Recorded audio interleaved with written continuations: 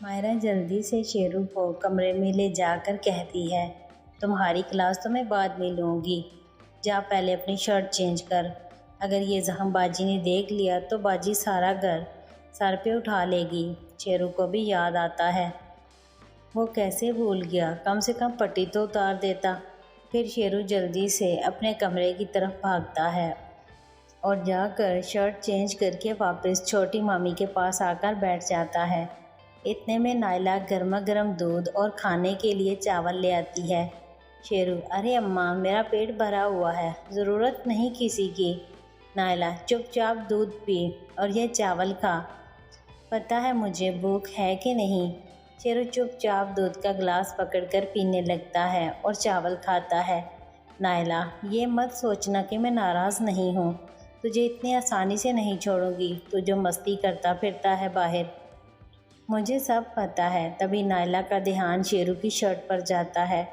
نائلہ، ابھی تو تم نے دوسری شرٹ پہنی تھی، یہ کب بدلی؟ نائلہ کی بات سن کر شیرو ہڑبڑا جاتا ہے، مگر مائرہ درمیان میں بول پڑتی ہے۔ مائرہ، وہ کیا ہے نا باجی، وہ میرے ہاتھ سے تیل کی بوتل شیرو کے اوپر گر گئی تھی آتے ہی، تو اس لیے میں نے کہا کہ جا پہلے شرٹ چینج کر لے۔ یہ سن کر شیرو سکون کا سانس لیتا ہے اور نظروں سے چھوٹی مامی کو تھینکس کہتا ہے بات سنبھالنے کے لیے۔ نائلہ، اب بتا پہلے کہ اتنا وقت کہاں لگ گیا تجھے؟ شیرو، وہ اماں، وہ کیا ہے نا کہ تمہیں پتہ ہے نا کہ بس 2 گھنٹے بعد چلتی ہے شہر سے گاؤں کے لیے، وہ دوپہر والی بس 2 منٹ پہلے نکل گئی تھی، اس لیے وہ چھوٹ گئی اور ہم 2 گھنٹے بس اسٹاپ پر اگلی بس کے انتظار میں بیٹھے رہے، بس اس لیے دیر ہو گئی۔ نائلہ، تو دھیان رکھنا چاہیے تھا نا ٹائم کا، اب اگلی بار ایسی غلطی دوبارہ نہیں ہونی چاہیے۔ شیرو، اماں میں اگلی بار سے دھیان رکھوں گا۔ مائرہ، باجی میں کیا کہتی ہوں کہ ہم شیرو کو ایک بائک لے دیں تاکہ بس کا جھنجٹ ہی ختم ہو جائے، ویسے بھی اگر کہیں کبھی ضروری جانا پڑ جائے تو شیرو ہمیں لے جا سکے گا، اور کوئی کام بھی ہو تو دیکھ لے گا، اب تو بڑا ہو گیا ہے۔ نائلہ، پھر تو شہزادے صاحب گھر پر بیٹھیں گے ہی نہیں، ایسے ہی گھومتے رہیں گے۔ مائرہ، کیا باجی تم بھی، کیا تمہیں بھروسہ نہیں اپنے بیٹے پر؟ شیرو، نہیں چھوٹی مامی، مجھے ضرورت نہیں ہے، ویسے بھی ماما کے پاس بائک تو ہے نا۔ مائرہ، تو چپ رہ، تیرے ماما کے پاس تو وقت ہی نہیں ہوتا ہمارے لیے، کم سے کم تو ہی ہمارے چھوٹے چھوٹے کام کر دیا کرے گا۔ شیرو، تو آپ کو یہ بائک اپنے لیے چاہیے نہ کہ میرے لیے؟ مائرہ بڑی بڑی آنکھیں نکالتی ہے شیرو کو دیکھ کر۔ مائرہ، ہاں ایسا ہی سمجھ لے، تو کیا ہمارا کام نہیں کرے گا؟ بول۔ شیرو، ارے ایسا بھلا ہو سکتا ہے کبھی، آپ سب تو میرے لیے سب سے پہلے ہیں۔ نائلہ، میرا بچہ، شیرو کو گلے لگاتے ہوئے، تم تو اس گھر کی جان ہو، سب کچھ تیرا ہی تو ہے۔ ایسے ہی تھوڑی بہت باتوں کے بعد شام کا کھانا کھانے کا وقت ہو جاتا ہے اور تینوں مل کر کھانا بناتی ہیں۔ تینوں ماموں بھی لوٹ آتے ہیں اور رات کا کھانا کھانے کے بعد سب اپنے اپنے کمروں میں چلے جاتے ہیں۔ رات کو بختیار دوست کے ضروری کام کا بہانہ بنا کر اپنے دوست سے ملنے نکل جاتا ہے، تو مائرہ سوچتی ہے کہ ابھی سب اپنے کمروں میں ہیں، یہی صحیح وقت ہے شیرو سے پوچھنے کا کہ آخر اسے چوٹ کیسے لگی۔ مائرہ دھیرے دھیرے چپکے سے شیرو کے کمرے میں چلی جاتی ہے تو دیکھتی ہے کہ شیرو بیڈ پر لیٹا چھت کو دیکھ رہا تھا۔ اصل میں شیرو آج مہوش کے ساتھ ہوئے بس والے حادثے کے بارے میں سوچ رہا تھا کہ آخر کیوں وہ خود پر کنٹرول نہیں کر پا رہا تھا، وہ کیا سوچ رہی ہوگی میرے بارے میں۔ تبھی مائرہ کمرے میں داخل ہوتی ہے اور دروازہ بند کر کے شیرو کے پاس آتی ہے۔ مائرہ، تو بتا آج کیا کر کے آیا ہے اور کہاں سے چوٹ لگی ہے؟ شیرو خیالوں کی دنیا سے باہر آتا ہے اور چھوٹی مامی کو دیکھ کر چونک جاتا ہے۔ شیرو، ارے مامی اس وقت آپ یہاں؟ مائرہ، کیوں، کیا نہیں آ سکتی میں یہاں؟ شیرو، ارے نہیں نہیں، میرا وہ مطلب نہیں۔ مائرہ، تو میری بات کا جواب دے پہلے کہ کہاں سے چوٹ لگی ہے، دکھا مجھے کتنی چوٹ ہے۔ شیرو منع کرتا رہتا ہے، لیکن مائرہ شیرو کی شرٹ اتروا کر بازو دیکھنے لگتی ہے۔ پٹی ہٹا کر جب زخم دیکھتی ہے تو اسے ایک کٹ نظر آتا ہے۔ شیرو، ارے کچھ نہیں مامی، وہ بس ایسے ہی، بس میں خروچ لگ گئی تھی دروازے سے۔ ماہرہ شیرو کی آنکھوں کو پڑھنے کی کوشش کرتی ہے۔ شیرو ضرور کچھ چھپا رہا ہے۔ ماہرہ اچھا مامی سے بولنے میں ڈر رہا ہے تو دوست کو ہی بول دے، دوستوں سے کوئی بات چھپائی نہیں جاتی۔ ارے مامی کچھ بھی تو نہیں، ایسی کوئی بات نہیں۔ ماہرہ اٹھ جاتی ہے بیڈ سے اور باہر جانے کو مڑتی ہے۔ ماہرہ ٹھیک ہے، اگر تو مجھے اپنا دوست نہیں سمجھتا تو میں چلتی ہوں۔ شیرو اچانک اٹھ کر مامی کا ہاتھ پکڑ کر واپس کھینچ کر بیڈ پر بٹھا لیتا ہے۔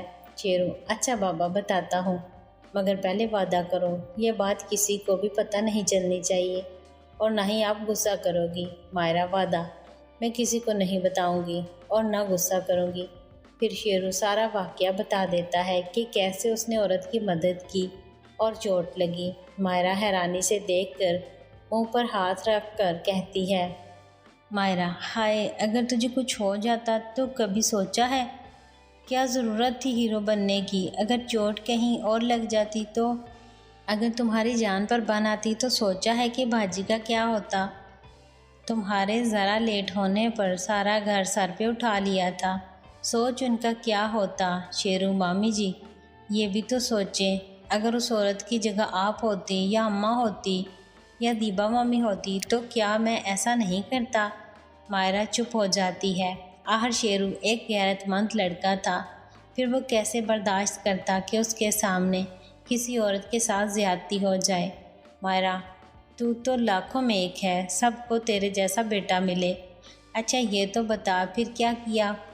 سارا دن کون کون تھا ساتھ؟ شیرو سوچ میں پڑ جاتا ہے کہ کیا جواب دے، مہوش کے بارے میں بتائے یا نہیں۔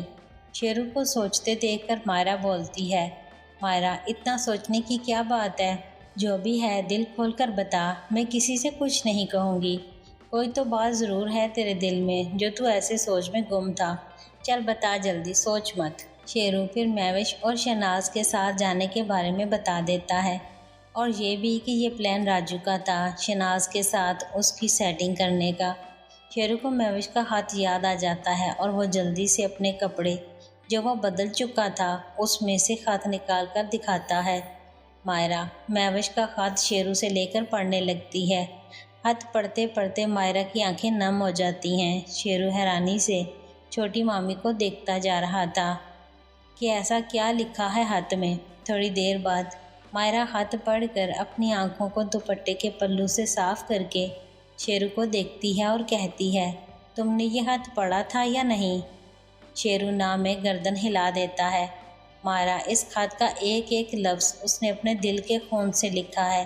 بہت پیار کرتی ہے وہ تمہیں، پلیز اس کا دل مت توڑنا، ایسا پیار تو لاکھوں میں کسی کسی کو ملتا ہے، کل ہی جا کر اسے ہاں بول دے، میری پوری سپورٹ ہے، میں سب دیکھ لوں گی، تو فکر مت کرنا۔ شیرو حیرانی سے ماہرہ کی باتیں سن رہا تھا۔ شیرو یہ آپ کیا کہہ رہی ہو مامی؟ آپ کو تو پتہ ہے میں ان سب سے دور رہتا ہوں اور آپ خود مجھے یہ کرنے کو بول رہی ہیں۔ ماہرہ ہاں میں کہہ رہی ہوں، تو کیا سمجھے گا سچا پیار کسے کہتے ہیں؟ تو کیا جانے ایک لڑکی جب کسی کو اپنے من کا راجا بنا لیتی ہے تو پھر اور کسی کو قبول نہیں کرتی؟ تو بس اسے ہاں کر دے، اس کے پیار کی لاج رکھ لے، اگر میری باتوں کی کوئی اہمیت ہے تو اسے اداس مت کرنا۔ اتنا کہہ کر چھوٹی مامی اپنی آنکھوں کے آنسو صاف کر کے کمرے سے نکل جاتی ہے۔ شیرو اکیلا بیٹھا جانے کب تک مہوش اور مامی کی باتوں کے بارے میں سوچتا رہتا ہے اور ایسے ہی سو جاتا ہے۔ ماہرہ اپنے کمرے میں بیڈ پر لیٹی مہوش کے خط کو دیکھتے ہوئے سوچتی رہتی ہے کہ مہوش کتنی اچھی لڑکی ہے اور خوبصورت بھی ہے اور کتنا پیار کرتی ہے شیرو کو۔ اس کے خط کا ایک ایک لفظ اس بات کی گواہی دے رہا ہے۔ یوں ہی دیر تک سوچتی رہتی ہے۔ بختیار بھی گھر نہیں لوٹا تھا۔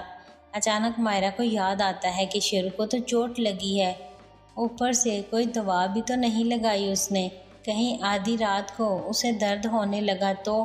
اتنا سوچ کر ماہرہ ایک پین کلر لے کر شیرو کے کمرے کی طرف بڑھتی ہے۔